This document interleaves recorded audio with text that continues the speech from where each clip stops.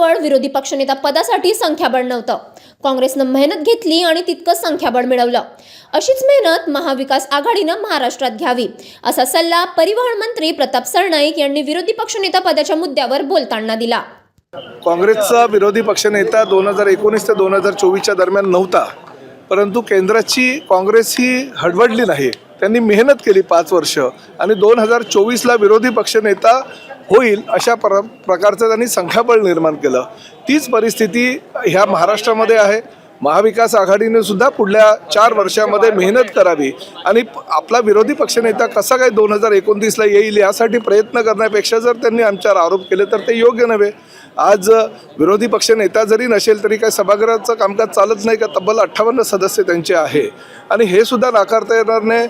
आज शिवसेनेचे एकमेव आमदार म्हणून सभागृहामध्ये छगन भुजबळ असताना सुद्धा ते पूर्ण सभागृह दणाणून सोडायचे। यांच्याकडे तब्बल 58चं संख्याबळ असताना जर हे घाबरत असतील तर ते योग्य नव्हे। आणि शेवटी काल मुख्यमंत्री आणि उपमुख्यमंत्र्यांनी सांगितलेलंच आहे की विरोधी पक्षनेता देण्याची जबाबदारी ही सरकारची नसते किंवा मुख्यमंत्री किंवा उपमुख्यमंत्र्यांची नसते, ते अधिकार अध्यक्ष आणि सभापतींचे आहेत आणि त्यांनी जाहीर केलेलं आहे की आम्ही योग्य तो निर्णय लवकरात लवकर घेऊ। त्यामुळे त्या विषयावर